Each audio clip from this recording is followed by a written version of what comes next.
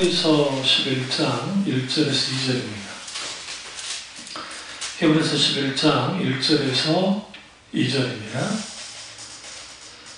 믿음을 바라는 것들의 실상이요 보이지 않는 것들의 증거니 선진들이 이로써 증거를 얻었느니라. 아멘. 말씀 제목은 믿음과 신념의 절대적인 차이입니다. 믿음과 신념의 절대적 차이입니다. 우리가 신앙생활 하면서 무엇이 믿음이고 무엇이 신념인지가 이게 좀 애매모호할 때가 있습니다. 왜 그러냐면 어떻게 보기에 믿음과 신념은 별 차이가 없어 보일 때 그렇습니다. 김남준 목사님 책 가운데 불꽃 목양이라는 책이 있는데요. 거기에 간증과 관련된 이제 한 챕터가 있었는데 어떤 자매님이 교회에서 이제 예배를 드리는데 엄청난 은혜를 받은 거예요. 그녀에 따르면, 그 사람에 따르면 설교도 귀에 들려오지 않고 모두 들려오진 않는데 엄청난 막 그 찬양 가운데 막 눈물이 흘러지고 막 기도하는데 막 뜨거워지고 그 속에서 내가 이제 하나님을 위해서 막 살아야지 라고 했다는 거예요. 그러고 난 다음에 얼마 지나지 않아서 급격히 신앙이 식어지고 그리고 메말라 버리는 것을 봤다는 겁니다. 왜 그런 일들이 벌어지냐면 많은 사람들이 종교적 체험을 해요. 그리고 종교적 체험을 통해서 자기 신앙이 확고히 설 거라 생각하지만 사실 믿음은 철저하게 말씀을 근거로 합니다. 그러니까 하나님 말씀을 깨닫고 그 말씀 가운데 온전히 사로잡히지 않으면 금방 식어져요. 그리고 과거에 있었던 그 종교적인 어떤 그런 경험 혹은 체험만 가지고 살아가는 거예요. 그러다 보면 소위 말하는 신념이 마치 그것이 믿음인 거라고 착각을 하는 거예요. 자기 신념이. 신념은 철저하게 주체가 나 자신이 됩니다. 믿음의 주체는 하나님이 됩니다. 그래서 내가 주체가 되는 것은 신앙이 아니라 종교입니다. 종교. 그러니까 종교로서 하나님을 믿게 되는 거예요. 기독 신앙의 주체는 철저하게 하나님입니다. 신념은 자기가 믿고자 하는 것을 믿는 겁니다. 이런 사람들의 상당수가 은사주의에 빠져 있습니다. 상당수가. 그리고 이데올로기, 자유주의적인 이데올로기에 빠진 사람들은 구구주의자들 있잖아요. 그런 사람들, 이데올로기에 빠진 사람들이 자기 신념이 마치 믿음이라고 생각하는 겁니다. 그리고 이 종교적인 신념은 사람에게 뭘 가져다 주냐면 아주 강한 열정을 표출하게 만듭니다. 드러내게 만들어요. 그래서 그것을 통해서 뭔가 성취가 되고 이루어지는 것 같긴 해요. 실제로. 그러니까 우스운 것은 그러다 보면 신념, 사람들에게 강한 신념을 부어 넣는데 소유하는 그런 분들이 우리나라 대형교회에 많아요. 용산에 있던 문제 일으키고 홍대에서 목회하는 그분이 아주 사람들에게 강한 신념을 막 집어넣습니다. 신념을. 그래서 그 소교를 듣고 있으면 아주 사람이 막 뜨거워져요. 그리고 내가 뭔가 할 수 있을 것 같고, 그리고 또 그 양반만의 특유한 매뉴얼들이 있어요. 간단히 주는 그 매뉴얼대로 내가 살아가면 정말 야성을 가지고 뭔가 승리할 수 있을 것 같은 그런 착각에 빠지게 만듭니다. 근데 사실 그런 것이 저는 도움이 되지 않는 건 아니고 도움이 되긴 하는데요, 어느 정도. 그러나 하나님 말씀으로 인해서 내가 감화되고 설복당하지 않으면 믿음을 가질 수가 없어요. 그러니까 하나님의 말씀이 나를 설복해야 돼요. 그리고 그 설복된 그 말씀이 내게 감화가 일어나요. 내가 감동하고 감격하고 깨닫고 내가 그 앞에서 내가 회개하고 돌이키고 하는 일들이 벌어져야 돼요. 그래야 성경에서 말하는 믿음을 갖게 됩니다. 문제는 소위 크리스찬이라고 하는 사람들 중에 믿음과 신념을 동일시하는 그런 잘못을 범하는 사람들이 생각보다 너무 많습니다. 그러다 보니까 오류가 생기는 거예요. 신념은 깊어지면 깊어질수록 단단해지는 속성이 있습니다. 그리고 그 단단해지면 이게 확고하게 아집과 고지처럼 딱 서요. 그리고 그것이 신앙이다 라고 생각하는 거예요. 믿음은 깊어지면 깊어질수록 아주 부드러워집니다.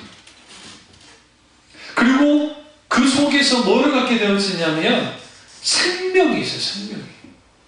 그러니까 단단하고 딱딱하게 굳어져 버리는 게 뭐라고요? 신념이에요. 신념. 이게 우리가 잘 아시는 장로의 유전을 누가 따라했다 했어요? 바리새인들이 따라했다 했잖아요. 그게 자기들 종교적 신념이에요. 그 종교적 신념을 갖게 되면 딱딱해요. 굳어져요. 그러니까 제가 늘 아직도 잊지 않는 게 돌아가신 이주표 목사님 별세신학 이제 그때 당시 세미나를 할 때에 어떤 그 자기는 성경도를 믿는 뭐 그런 사람이고 무슨 뭐 어디 기독교 신문에 뭐 편집장이고 딱 들어보니까 저 아직은 못하겠는데 어쨌든 근본주의자예요, 이 사람은. 그러면서 자기 신념을 거기서 설파를 하는데 지금 이제 질의응답 시간이잖아요. 그러면 우리는 지금 누구의 말을 듣고 싶어요? 그 강사 목사님이 이제 그 질문을 어떻게 말하는 걸 듣고 싶은데 이 사람이 한 10분 정도 확 끈을 내면 안 돼. 들어가요, 아마. 들어가요! 할 말 있으니까. 그래서 막, 그러니까 분위기 험악해질 것 같으니까 이제 거기 관계는 목사님들이 이제 저지 못했어요. 그러면서 자기 말을 쭉 해나가는데 언뜻 들으면 맞는 것 같아. 왜냐면 성경에서 이제 흉가 오면 뭐 쪼다쪼다 하면서 막 하면서 막 하는 거예요. 그러면서 결국은 뭘로 끝나냐면 자기 자랑으로 끝난 거예요. 나는 이런 식으로 하고 이러고 이렇다.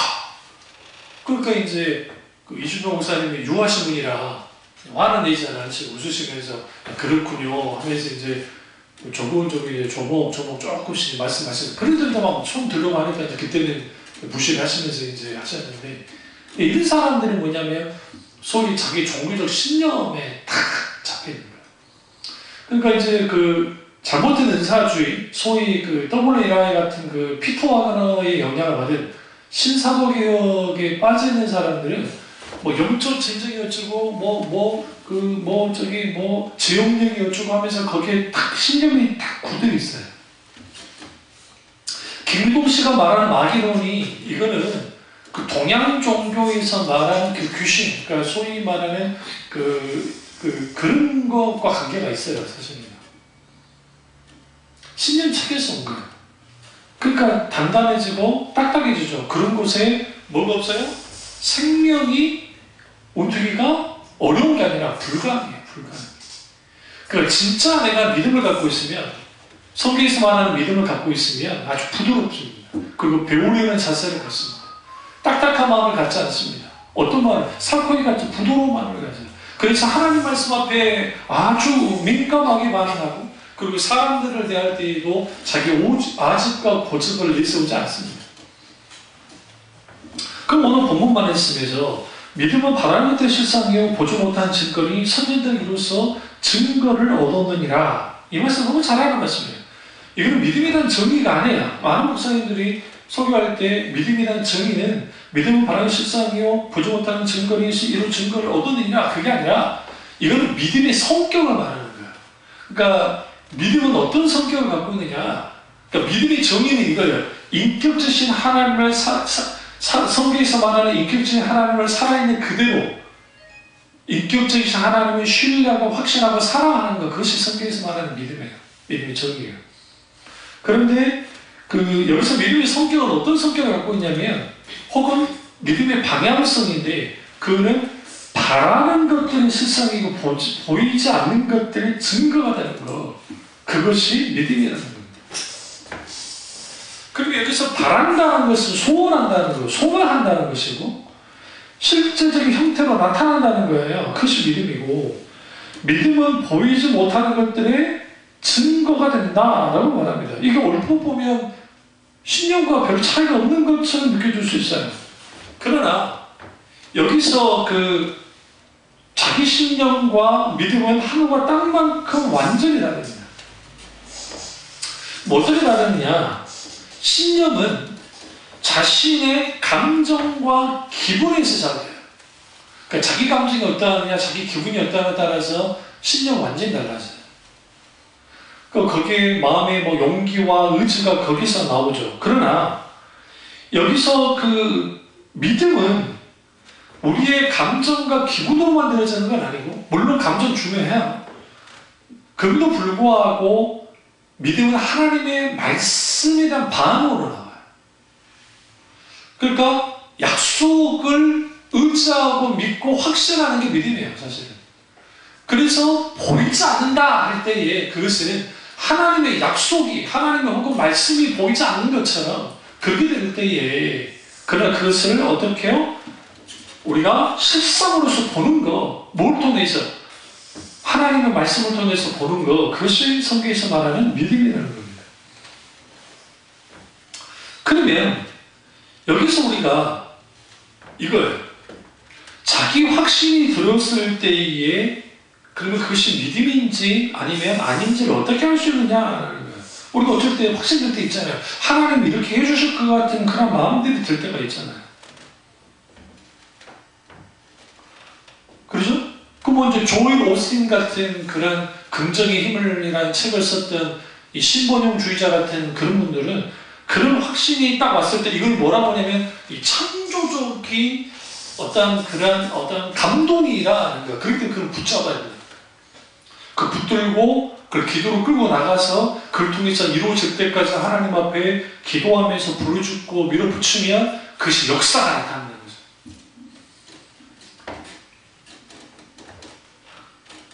그러나 여러분, 내 속에서 어떤 확신이 들었어요. 근데 그 확신이 들었다 할지라도 이걸 가지고 어디로 가지고 나가야 되냐면 하나님의 말씀 앞에 가지고 나가야 돼요. 왜냐하면 하나님이 갑자기 내게 막 물질적인 것들 해결해 줄 것 같아. 예를 들어. 그런 마음이 들었어. 응? 그러잖아요. 그럼 마침 누군가 전화 왔어. 근데 내가 나도 돈을 빌려줄 만큼의 부자 친구가 갑자기 전화 왔다 합시다. 그러면 우리는 무슨 생각이 들어요? 아, 하나님 이 친구를 통해서 하시려는가 보다 생각 잡겠어요?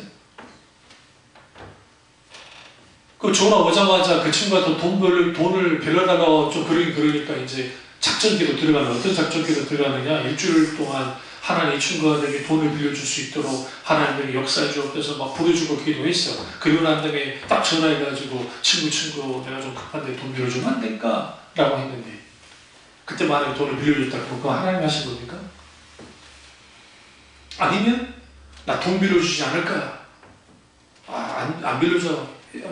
나도 힘들어. 막 그렇다 합시다. 그래서 돈을 못 빌려서 그게 하나님의 뜻이 아닌 겁니까? 게임이 뭐하다는 거야.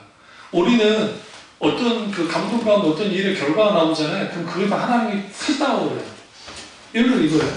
실제로 있었던 일인데, 김다정 목사님이 그 신학 교수 시절 때 이제 그 신학대학교 앞에 설렁탕집, 아주 맛있는 설렁탕집이 있었대요. 그래서 그 설렁탕집이 있어가지고 자주 가서 식사를 하고 하니까 그냥 단골이 돼가지고 거기 있는 분하고 이제 좀 친해지셨어요. 그분이 이제 교회를 다니는 안수집사님이세요. 안수집사님이셨는데 어느 날 이제 이야기는 어쩌다 이렇게 설렁탕집 하시게 됐습니까? 라고 하니까 이분이 그 우리나라 이름만 대면 하는 그 대기업 그 임원이었어요.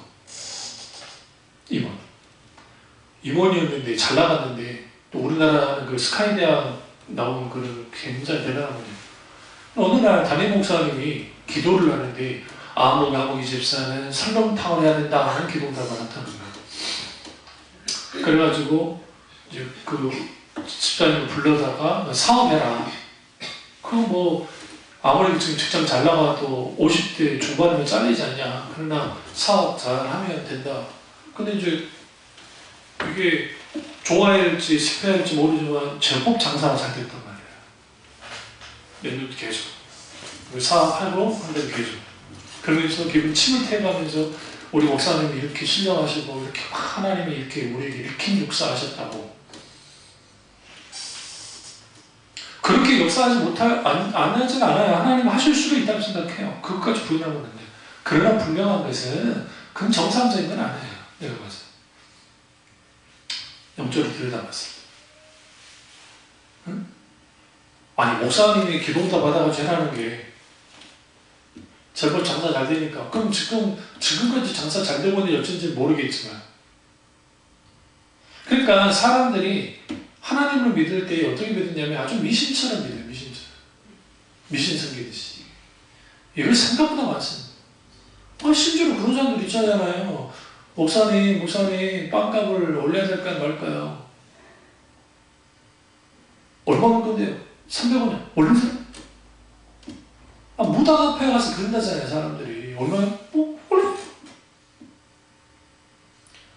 하나님이 할 일 없어서 네 빵값 올린 것까지 일일이 하나님이 간섭하시겠어요? 아니 물론 내가 하나님과 친밀한 교제 속에 있으면 장사를 해가지고 그렇게 하면 모르지. 그런다고 하더라도 하나님이 너 얼마 올려라 그러겠어요? 그러니까 왜 이런 얘기를 벌어지냐면 자신의 어떤 불안함 있잖아요. 빵값을 올리면 사람들이 오지 않으면 어떡하지라는 생각들이 있으니까 여러 계산이 있으니까 그 계산을 가지고 하나님께 막 묻는 거예요. 그러니까 여러분 소위 예언 은사를 받았다고 하는 사람들한테 가져오는 문제들을 보면 아주 웃긴 것들이 많아요. 아주. 그 무당 앞에 갈 거를 그 예언 은사 받았다고 하는 사람들한테 가는 거예요. 그래도 안 풀리잖아요? 그럼 무당한테도 가요. 그런 사람. 서슴없이 그런 말들을 해요. 이게 성경에서 말하는 인격체신 하나님을 바탕으로 하는 믿음이 아니고 자기 신념을 바탕으로 하는 믿음을 갖게 될 때 그렇게 되는 거예요.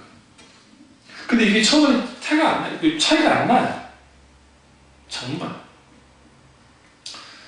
그러니까 우리가 세상 친구들을 만나면 불편한 게 당연한 거예요. 그게 정상인 거예요. 정말 그렇지 않냐면. 단순히 술을 먹고 아니고 그걸 떠나서 서로 이야기를 하다 보면 이게 아닌 거예요. 그게 불편해야 돼요. 불편하지 않으면 문제가 있는 거예요. 무슨 말인지 아시죠? 같이 잘 어울려가지고 같이 술도 먹고 뭐도 하고 하면 이 사람들 대부분 소위 말하는 신념 혹은 종교적인 신념 체계 안에 있는 사람들입니다. 그러면 믿음과 신념의 근본적인 차이는 어떻게 될까요? 첫째로 믿음은 신념을 넘어섭니다. 성경에 의인은 믿음으로 말미암아 살리라 라고 성경은 말하고 있습니다. 그럼 어떻게 믿음이 신념을 넘냐면 믿음은 철저하게 약속을 의지합니다. 다시 말하면 하나님의 말씀 혹은 하나님의 음성을 의지합니다. 여기서 음성이라는 게 계시받는 것을 의미하지 않아요. 하나님의 의중과 뜻이에요. 그 하나님 의중과 뜻을 의지합니다. 근데 이게 되지 않으면 사람들은 뭐 하게 되느냐? 자기 확신이 사람으로부터 온 거라고 한다면 신념입니다. 혹은 자기의 일시적인 감정에서 온 거라면 그것도 신념입니다. 철저하게 어떤 소견을 듣거나 뭐 할 때 그 감성의 호소에서 불러일으키는 모든 것들은 신념이에요. 반대로 영혼이 호소되어서 거기에 하나님의 말씀에 이성으로 반응할 때 나타나는 것들은 뭐냐? 그게 성경에서 말하는 그 믿음입니다. 그게 신앙이에요. 왜요? 믿음은 들음에서 나면 들음은 그리스도의 말씀으로 말미암게 되고 있습니다. 그래서 하나님의 말씀에 대한 반응으로서 나타나요. 그리고 믿음의 신적 권위를 갖습니다.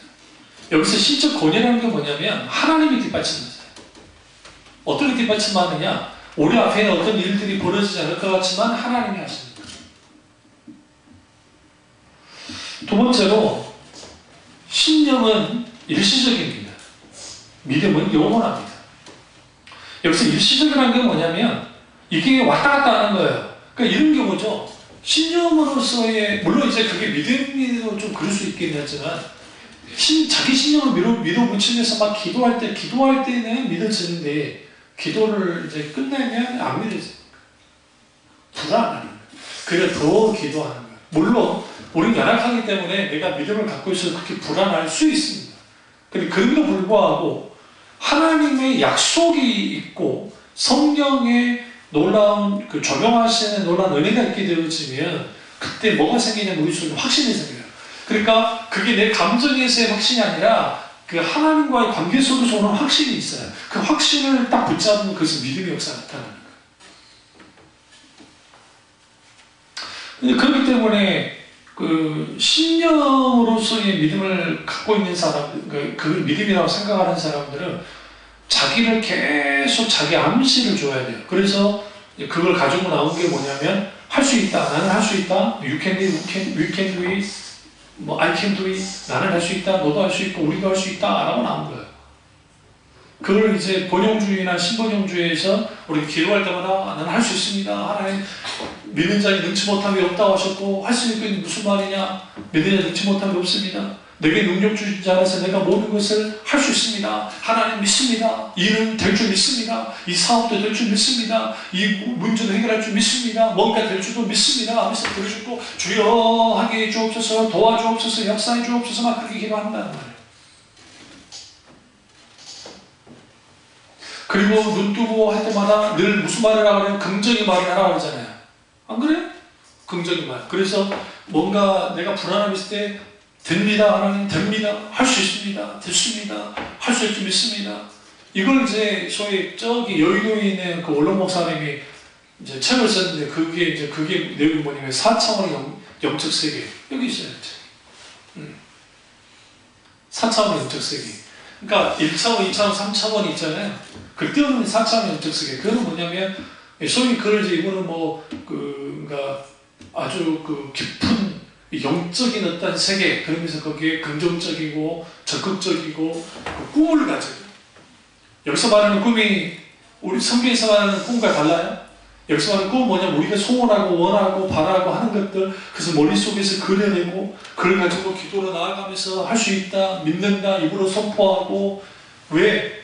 그걸 통해서 하나님이 우리의 말하는 대로 이루어주신 분이기 때문에 우리는 믿음의 말을 하고 긍정적 말을 하고 선포하고 기도하면서 나아가면 거기에 안 열어질 일이 없다는 거죠. 그게 4차원 영적 세계. 그게 미국에서도 베스트셀러가 돼서 엄청나게 팔렸어요. 그럴 수밖에 없는 게 미국 사람들 그런 사람들이에요. 원래 미국 사람들 성경 자체가 아주 실용주의 영향을 받았기 때문에 그런 속이 아주 좋아요. 그래서 어쩌다 한 번씩 그 해외 성에 설교 이제 그분 아내가 되신 분이 나와서 막 해요. 똑같이 해요. 그분이요? 그 사모님이 이제 막 이제 강의를 하는데, 설교를 하는데, 그 남편 되시는 그 원로 목사님 하신 일들 똑같이. 그래서 나는 그 하나의 꿈을 가졌고, 그 꿈을 가지고 기도했더니, 그 밀어붙였더니, 끝까지 인양으로 나아갔더니, 그 꿈이 자라나서 하나님의 놀라운 역사를 이루어났다. 그럼 사람들이 다 아멘, 아멘, 아멘, 우리도 그렇게 되기 원합니다. 막 하는 거 열광하는.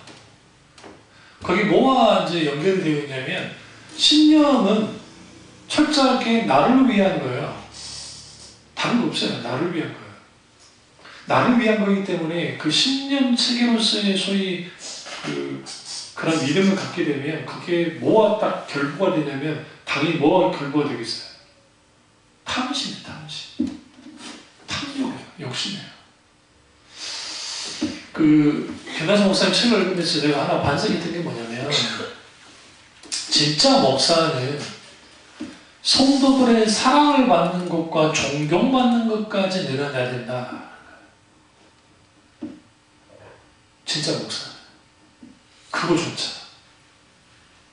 그러니까 자기 막 입속 채우고 사꾼처럼 하는 목사 많잖아요, 목사님들. 그런데 사랑을 받고 존경을 받는 게 뭐가 그렇게 잘못된 것이겠어요, 생각해보세요. 근데 왜 그렇게 그러시냐면, 잘 들으세요?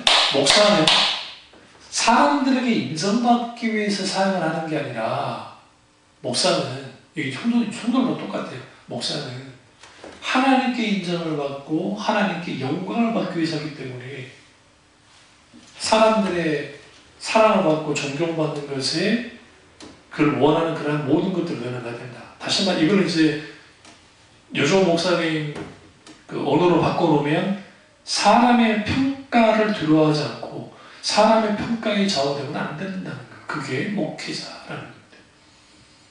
양도도 마찬가지예요. 그러니까 그 지금 예능 프로그램에 그 JYP가 존경받기 원한다 했잖아요. 그게 정말 세상의 기준에서는 아주 정말 좋은 거예요. 그 친구 정말 괜찮은 사람이에요. 그런데 이 친구가 이제 신앙의 세계로 들어왔다 하지만 저는 아직도 구원파라고 하는, 자기는 구원파가 아니라고 하니까 뭐 할 말 없습니다만은 아직도 구원파일 수 있다는 그 의문을 가져요, 솔직히. 근데 나는 그 존경받고 싶다, 리스펙하고 싶다, 그런 사람 되고 싶으면 존경받는 삶을 살겠다. 참 귀하긴 해요. 그런데 이제 그게 뭐와 이제 연결이 되냐면 그게 자기 의와 연결이 돼요. 자연스럽게. 그러니까 세상에서는 괜찮을지 모르는데 이게 신앙세계 안에서는 이게 치명적입니다. 그 대표적인 인물이 그 오리겐이라는 인물이 있어요. 그러니까 교부시대, 그러니까 우리가 잘 아는 기독교 3세기, 4세기 때 오리겐이라고 하는 아주 유명한 사람이 있습니다.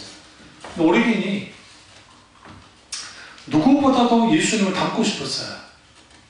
그리고 그 사람들에게 인정받고, 그러니까 모든 사람에게 정말 진짜 본이 되는 사람이 되고 싶었다고.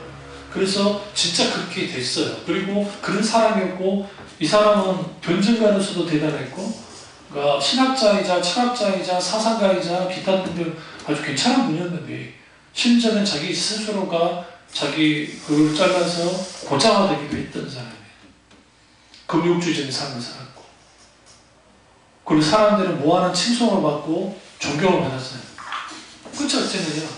스스로 교만해지고, 그리고 그가 이단이 되어버렸어요. 여기서 우리가 하나 알아야 할 게 뭐냐면, 신념으로서의 믿음을 갖잖아요. 어떻게 자기가 깨달았어. 근데 그게 신념 체계로서 깨달았어. 그러면 거기에 뭐가 있냐면, 자기가 지금 내가 깨달았잖아요. 깨닫기 시는 하나님이 중심이 아니라 내가 깨달았잖아요. 그 깨달은 것에서 가지고 가는 거예요. 그러니까 뭐 박국수 씨가 뭐 깨달음의 비밀 막 구원의 뭐 꺼낸 비밀 막 약간 웃기는 거예요. 그때 그게 다 영주주의자들이 말하는 거랑 똑같고, 그러니까 이러한 것들이 신념으로서 있게 되면 그 정통 교회 안에 들어와 있는 속에서도 이런 믿음의 왜곡들이 많고, 이단은 말할 것도 없고, 그러니까 그런 속에서 그 소위 존경받겠다 하는 것 자체는 아주 귀하고, 저는 그거 폄하할 생각 없어요. 아주 그 여러 개의 그 속에서는 아주 대단하긴 하지만, 그러나 좀 더 이제 신앙의 세계 안에, 믿음의 세계 안에 딱 들어갔을 때는 다르다는 거예요. 그 안토니오라고 하는 그 사막의 수도사가 있어요. 최초의 수도사인데요. 그런 분들이 마지막 싸움은 뭐와 싸웠냐면 그 자신과 싸웠어요. 계속. 늘 일어나려고 하는 교만함. 그 사람들이 막 칭송하고 하니까. 그러니까 그 마틴 루터 목사님이 토마스 아퀴나스라고 하는 그 어마어마한 인물을 아주 미워했어요. 싫어요. 왜 그러냐면 토마스 아퀴나스가 아리스토텔레스 철학을 가지고 와서 스콜라 신학을 했기 때문에 아주 미워했습니다. 그럼에도 불구하고 소교석상에서 하셨던 게 뭐였냐면, 어쩔 때는 토마스 아퀴나스를 칭찬하기도 하셨어요. 그게 왜 그러냐면, 토마스 아퀴나스가 얼마나 머리가 좋냐면, 이분이 악필이었대요. 그게 악필이어가지고, 써놓으면 못 알아보대요, 사람들이. 그래서 이제 로마 교황청에서 필사할 수 있는 이제 요즘을 하면 이제 보조할 수 있는 사람들을 보내야 되는데, 이분이 얼마나 머리가 좋냐면, 책을 한꺼번에 3개를 썼는데, 3개. 이쪽 필사자한테 이 문장을 말하고 뭐 쓸 거 아니에요. 쓰고 있으면 가운데 있는 사람한테, 필사하는 사람한테 그 책에 대한 내용을 말하고, 얘도 필사하죠? 여기 있는 사람한테 말하고 하면서 책을 쓰는 거예요. 여러분, 이건 불가능해요. 오늘날 어제가 머리 아니면 2개까지는 그럴 수 있다고 생각하는데 3개를요.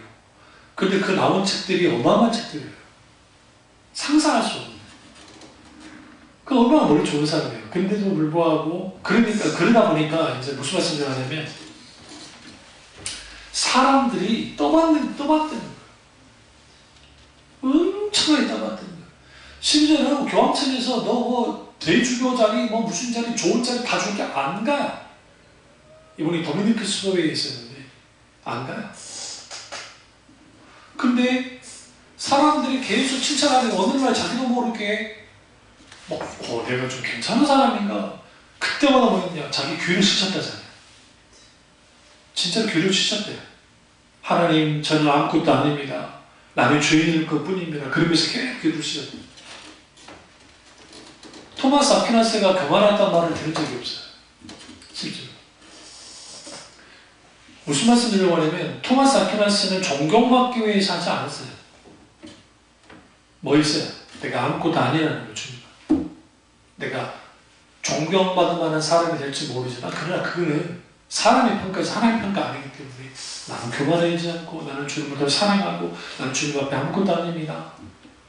자기 신념은 자기를 높입니다. 나의 가능성을 높이고 모험을 높여요. 그래야 되기 때문에 그래서 나의 큰 믿음을 가지고 나의 강한 믿음을 가지고 나의 놀라운 믿음을 가지고 역사할 거야. 그렇게 나오는 거고 성경에서 말하는 믿음은 겨자씨만한 믿음만 있어도 저 사람들은 저 밥을 던진다고 합니다. 그러면 그 겨자씨만한 믿음은 뭐예요? 생명이 있는 믿음이에요. 생명이 있느냐 없느냐예요. 그리고 믿음은 철저하게 믿음을 가지면 가질수록 나는 낮아지고 주님은 커져요. 높아져요. 그게 성경에서 말하는 믿음입니다. 세 번째는 믿음은 말씀에 작용되지만 신념은 감정이 작용해요. 그러니까 믿음은 말씀에 상호작용합니다. 그럼 이렇게 작용하게 하신 분 누구예요? 성령님이세요. 성령님께서 우리에게 어떻게 해요? 말씀에 반응하도록 만들어줍니다. 그러나 신념은 철저하게 자기 감정과 관계가 있어요. 그러니까 자기 감정과 관계가 있기 때문에 나는 믿습니다, 안 믿어줘도 믿습니다 해라고 하는 거예요, 목사님들이. 그것이 정말 믿어지면 그걸 가지고 기도하면서 믿습니다, 하나님 해주시면 믿습니다, 하나님 해주셔야 말합니다. 때로는 방 공간을 했다가 애원을 했다가 막 울부짖었다가 하면서 하나님 믿습니다 하는 거죠. 문제는 뭐냐면 그러다 보면 자기 감정을 조장하라는 거예요. 이걸 좀 더 그 심리학적으로 표현하면 자기가 자기 자신에게 암시를 거는 거예요.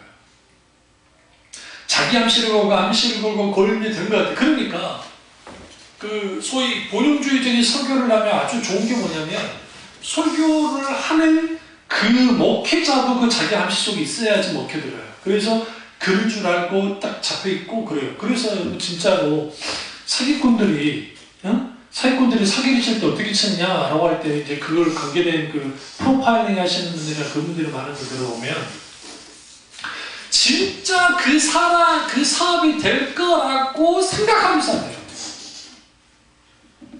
왜냐하면 사람들을 속일 때 난 저 사람들을 속여야지 그러면서 막 사업에 성공하잖아요. 그러면 이게 강하게 그 사람들에게 전달이 안 된대요. 진짜 이 사업은 되는가요? 라고 자기가 암시를 한대요. 어떤 배우들이 연기를 잘해요? 진짜 그 역할이 나라고 생각하고 자기 암시 속에 딱 들어갔을 때 거기서 하다가 직접 그게 돼가지고 빠져나오기 힘들다고 막 하잖아요. 그런 것처럼. 소위 믿음이라는 것, 그러니까 신념이라는, 그 교회 안에서의 그 신념이라는 것도 그런 식으로 될 수 있어요. 그런 식으로 되다 보면 이제는 내가 할 수 있습니다. 될 수 있습니다. 물론 이건 하나 배워야 돼요. 뭘 배워야 되냐면 우리 일상적인 삶을 좀 긍정적이고 좀 낙천적으로 살 필요는 있어요. 그거 자체는 잘못된 거 아니에요. 그건 분명히 말씀드립니다. 그러나 그것이 그런 그 자기 감정을 조작하고 자기 암시에 빠져 있는 것이 믿음이냐? 그건 아니고 자기 신념에 불과하고 또 하나는 신앙생활 하는데 기독교인으로서 신앙생활 하는데 자아 실현을 위해서 예수님을 믿는 사람들이 있어요. 그러니까 자아 실현을 위해서 예수를 믿는 게 뭐냐면 내가 기독교라는 종교를 가져가지고 내가 조금 더 남보다 좀 선한 착한 사람으로 살고 그리고 또 내가 기독교에서 말하는 뭐 교리든 아니면 가르침들이 내게 종교 내 인생에 있어 좀 더 좀 도움이 되고 내가 좀 더 좀 나은 인간이 되는 정도 그런 곳은 내가 가고 싶다고 그런 교회 다니는 사람 꽤 있어요. 생각보다 이거 다 신념 측에서 나온 거예요. 기독교 그러니까 오늘날의 신앙이 자아 실현으로 가다 보니까 이 자아 실현에는 뭐가 연결되냐면 이제 이게 성공 실현, 성공한다는 거, 내가 세상에서 성공하는 거, 그리고 또 행복하게 되는 열망이 있잖아요. 행복을 교회에서 찾는 거예요. 그래서 그 자아 실현 속에는 성공이라는 것과 행복이 같이 가는 거예요. 그럼 이 성공과 행복을 왜 하고 싶어요? 그래 안락한 삶을 살 수 있기 때문에, 편안한 삶을 살 수 있기 때문에. 그리고 마지막 뭐 한다? 죽더라도 천국도 갔으면 좋겠다 라고 하는. 그럼 오늘날에는 천국에 대한 설교, 지옥에 대한 설교, 또 재림에 대한 설교가 거의 없어졌잖아요. 그러다 보니까 그 내세에 대한 소망은 별로 없어요. 그러니까 이제 오늘날의 삶이 이제 천국 같은 그런 단란하고 뭐 안락하고 편안한 삶, 그런 삶을 살고 싶다라고 이제 그렇게 가는 거죠. 그러나 믿음은 나로부터 온 게 아니고 믿음의 시작은 나 자신으로부터 시작된 게 아니라 하나님께도 시작됐고 하나님 주신 선물로서 되어진 거고 그럼 믿음의 대상이신 하나님에 대한 반응으로서 믿음이 나타나는데 그렇기 때문에 믿음은 살아있습니다. 살아있는 믿음이어야 됩니다. 그러니까 예수님의 제자들이 믿음의 행동들을 할 때마다 믿음이 적은 자들아 그러면서 너희의 믿음이 어디 있느뇨 하잖아요. 그럼 우리가 믿음이 적다고 하니까 우리 이렇게 생각해요. 그 믿음이 그냥 이렇게 아주 작게 있었나 보다. 그게 아니고 그 믿음 자체가 살아서 역사하는 그냥 역동적인 믿음이 아닌 거예요. 다시 말하면 그 믿음이 아주 쓸모없는 것이 되어버렸다. 왜 이렇게 쓸모가 없어졌느냐? 그건 믿음이 무너졌기 때문이다. 믿음이 겨자씨만한 믿음도 없기 때문이다. 지금 말씀하시는 거죠. 믿음이 죽은 상태가 믿음이 적은 상태예요. 이게 아주 중요합니다. 어떨 때 믿음이 적어져요? 내가 커질 때, 내 신념이 커질 때 믿음이 죽어버려요. 그래서 우리가 기도하실 때 조심해야 될 게 뭐냐면 어떤 기도를 놓고 기도하잖아요. 우리 이삭이 진로 놓고 기도할 때 사람 욕심이라는 게 흔치 않는 게 앞에 딱 하나 놓고 가고 싶은 대학이 안 됐다 했잖아요. 하나 놓고 됐으면 좋겠어. 물론 그걸로 기도하는 하지는 않기는 있습니다만 저는 하나님 뜻이 있다고 생각했고 그 감동 속에서 결국은 그 감동 속에서 이제 우리 아들내미가 그 대학을 가긴 했는데 근데 지금은 우리가 그게 어떤 건지는 몰라요. 지금 그러나 이후에 하나님께서 왜 이 학교로 가게 하셨는지는 후회할 수도 있어요. 그러니까 인간은 하나님께 기도할 때에 지금 일어나는 지금 앞에 있는 상황만 보고 기도할 뿐이잖아요. 우리는 다 알지 못하는 거예요. 그러나 하나님은 나의 모든 걸 알고 있잖아요. 보고 계시죠. 그래서 하나님의 응답은 최선이고 최상이라는 거예요. 근데 우리 마음에 썩 와닿지 않을 때가 있어요. 왜? 내가 지금 당장 말하는 게 좀 다른 거니까.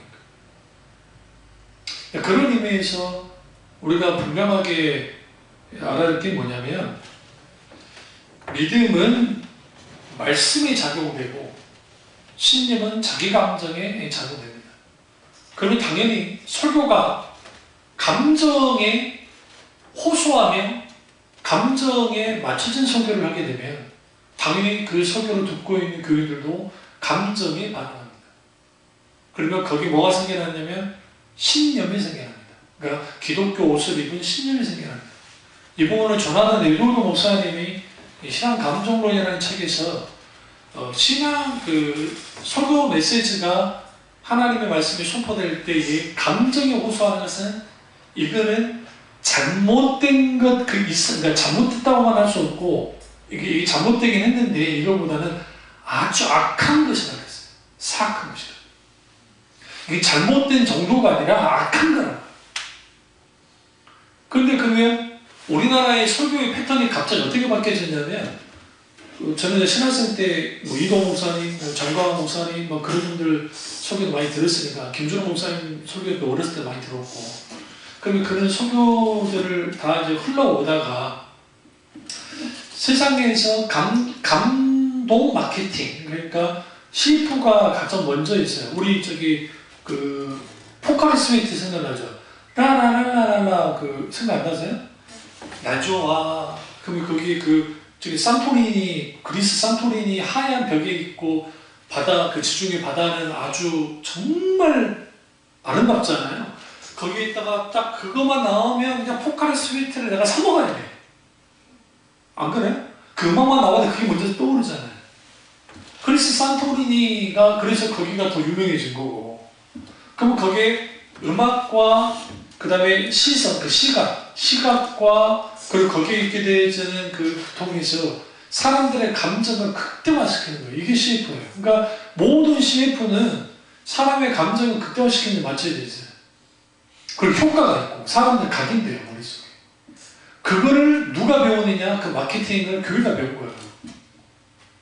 그럼 교회가 그냥 교회 전체가 배웠다는 게 아니라 목사님들이 설교할 때 이 설교학에서 그런 것들을 끌고 들어왔어요.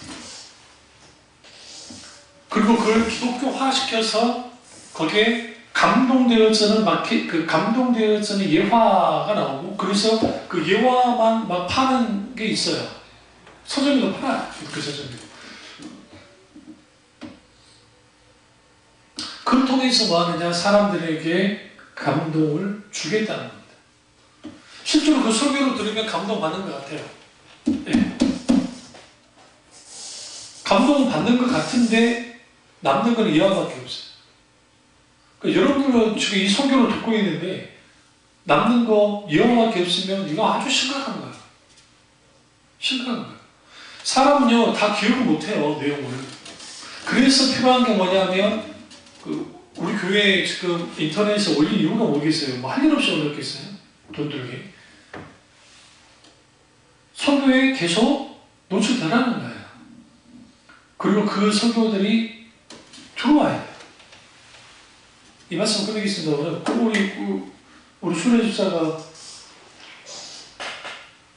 그 지인 아는 사람이 허리가 아프고 하는데 이제 친구한테 해서 자기 언니가 누군가가 분당에 있는 큰 교회, 우리 교단교회 그 교회를 갔는데 자기 교회는 아주 수준이 높은 교회고 그 사람 교회를 이제 다니다 말다 그랬나 본데 그 교회는 아주 수준이 낮은 교회여서 자기 교회에 와야만 다 해결되고 고침받고 한다고 그 부목사가 그랬다고 하는데요.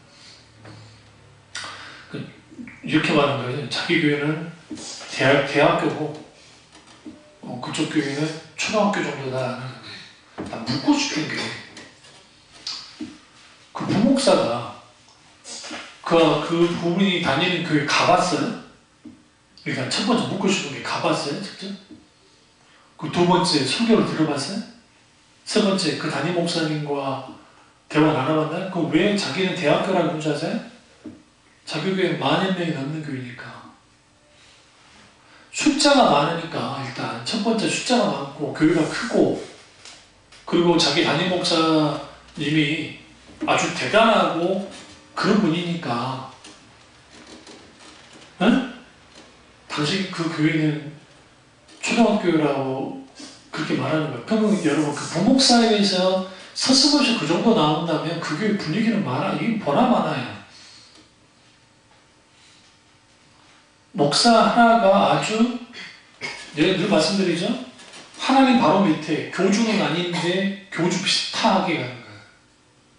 이게 정상적인 게 아니에요. 사도 베드로나 바울이나 누구든지 그런 적이 없어요. 단 한 번도.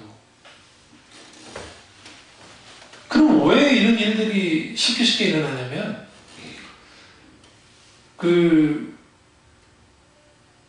소아시아 7교회를 딱 들여다보시면 서머나 교회와 빌라델비아 교회가 아주 교수로 봤을 때는 작았습니다. 그리고 그 지역 자체가 그렇게 잘 사는 정도도 아닙니다. 중요한 동네도 아니고. 아주 중요한 에페소라든지 라우디게라든지 막 그런 데는 아주 교회들이 왕성했습니다. 그러니까 주님의 평가를 완전 당했어요. 제가 그 담임 목사를 알아요. 그 분당에 있는 그분이. 우리 교단 목사님이시니까 너무 잘 알아요. 근데 그분에 대한 평가가 과히 좋지 않아요. 우리 합동층 내에서 그게 과히 좋지 않고, 또 그분은 뭐가 연결되어 있냐면 기독교 물론 뭐 한계총도 막 그러지만 그 좀 극보수 쪽에 역사관이 좀 극수주의가 있단 말이에요. 뭐 그분 아니라는 식으로 막 말하는데, 거기 담임 목사 그 부목사가 그분이 아프셨을 때 부목사가 뭐라고 설교했는데요? 용비어천가죠. 용비어천가 뭔지 아시죠? 세종대왕이 그 조선 개구에 대한 정당성을 드러내기 위해서 했는데, 그 부목사라는 녀석이 나와 설교하는 게 자기 담임 목사가 거의 막 신격화시켰어요. 설교. 제가 그 설교를 들었어요. 들어가가지고. 후에 이제 병원에서 오셔가지고 막 이제 뭐라고 말하냐면, 그게 나를 높이려고 한 게 아니라 이제 담임 목사 고생한다고 이제 정말 그렇게 해주려고 그런 거라고. 그러니까 오해를 하지 마시라고. 그러니까 의식이 있는 몇몇 교인들 들고 일어난 거예요. 인터넷상에서도 문제가. 그 교회 출신 부목사들이 아주 사고를 많이 칩니다. 그러니까 나쁜 사고를 치는 게 아니라 부흥받아서 큰 교회 있으니까 부흥받은 공조 같은 교회가 있는데 아주 교회를 뒤집어놔요. 원래 그 담임 목사가 했던 그대로 똑같이. 그 양반은 능력이 있으니까 그런 거지. 그걸 와가지고 그래 버리니까. 무슨 말씀이라고 하는지 아십니까? 진짜 인격 되신 하나님을 만나고 성경에서 말하는 하나님을 믿는 그 믿음을 갖게 되면 그런 식으로 반응 안 해요. 그게 자기 의기 때문에. 그게 자기 교만함이고, 사도 바울이 그토록 말했던 자기 배설물이야. 그 배설물을 드러내는 것 뿐이에요. 그리고 사람들을 아주 낚아채듯이 그렇게 낚아채가지고 그들을 옥죄겠다는 거죠. 아니면 자신이 그걸 통해서 자기에게 합당된 것을 채우기 위해서 그런지는 모르지만 성과를 위해서. 이런 것들이 소위 이런 초대형 교회라고 하는 데에서 비일비재하게 일어나요. 뭐가 왜곡되어 있어요? 뭐가? 믿음이. 그분은요 18조로 소개를 하거든요. 18조로. 그래서 사람들의 감정에 막 소개를 계속합니다. 제출도 크고, 그래서 거기에 감정을 막 끌어올리고 하면서 막 합니다. 그러고 난 다음에 분위기를 바꿀 때 어떻게 하느냐? 그 소위 은혜로운 찬송가나 그들이 말하는 은혜로운 복음성가를 부릅니다. 설교 중간에. 이게 과거에 사울의 분강사들이 했던 그 행동이에요. 그리고 물론 사울의 분강사 아니라 할지라도 한 시대에 풍부했던 분강사들도 늘 했던 걸 그대로 가져와서 하는 건데, 그걸 통해서 뭐 하느냐면 또 노래를 부를 때에도 막 그렇게 부르면 사람들이 안 울 수가 없어요.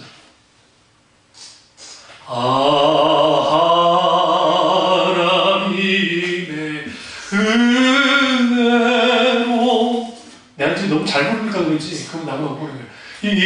있을 때 없는 자.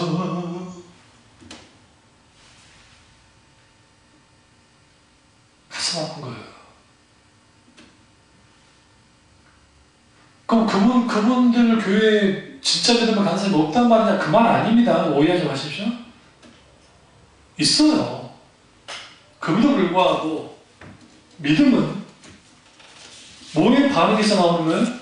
믿음은 철저하게 말씀에 반응해서 나오는 거예요. 그래서 오늘날 감정에 호소하는 설교에 익숙한 사람들은 그 설교를 들어야만 하는 거예요. 김만조 목사님 설교 들어보세요. 여러분 그게 혹합니까? 이런 말 하면 좀 그렇지만 지루하게 느껴져요. 아니 박윤서 목사님 설교를 그래도 박윤서 목사님 그나마 조금 이제 유머도 쓰시니까 좀 덜하지. 박윤서 목사님 설교 들어보세요. 그럽니까? 뭐 요주모 목사님은 어떤데요? 안 그러잖아요. 그러니까 진짜 하나님의 말씀이 역사되면 그 속에 하나님의 말씀이 있는 그대로 역사되죠.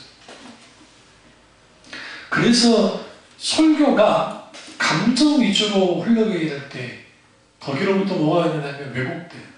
교인들이 거기에 쏠려가지고 거기에서 그렇게 되어버려요.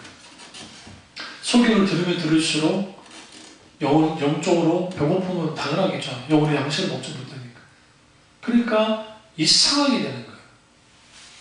그래서 더 이상 사람들이 교리 설교 들으려 하지 않아요. 고리타분한 생각. 오늘날 교리가 소개되는 교회 보셨어요? 제가 어렸을 때, 내가 어렸을 때에 그때의 그 교리 속이 참 많았고요.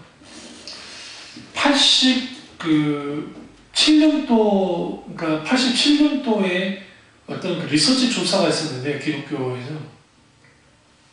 담임 목사님의 설교가 당신에게 어느 정도 영향을 줍니까? 라는 설문이 있었어요. 그때 여러분 그 결과가 뭔지 아세요? 80년도에 그 80년도는 어느 때예요? 가장 강하게 하나님이 정말 폭발적으로 한국교회가 성장할 때 그때 무슨 일이 벌어졌어요? 그러니까 그 무슨 반응이 있었냐면 교인의 68% 이상이 목사님의 설교와 내 삶을 사는 것과는 전혀 상관없어요. 그 시대에. 예? 그럼 오늘날의 교인들에게 설문조사하면 어느 정도 나올까요? 당연히 90% 이상 나와요. 당연히. 왜? 설교에 관심이 없어요. 그 시대에는 그래도 설교를 들으려고 노력했던 시대인데요. 이를 통해서 우리는 정말 참된 믿음을 가져야 됩니다. 신념이 아니고. 제가 왜 이 설교를 한다면 모르도 모르게 자기 신념에 빠질 수가 있어요. 내가 지금 성경과의 믿음을 가졌으니까 나는 신념의 믿음을 갖지 않고 있어. 그렇지 않아요. 우리는 왔다 갔다 해요. 그러니까 이걸 다 분별하고 우리는 어떻게 해야 되냐. 성경에서 많은 믿음을 가져야 됩니다. 이를 통해서 진짜 믿음의 놀라운 일들이 역사가 우리 믿음의 열매를 맺는 참조한 교들 되시기를 주님의 이름으로 축원합니다. 기도하겠습니다. 기도하실 때 오늘 이 말씀이 나의 말씀이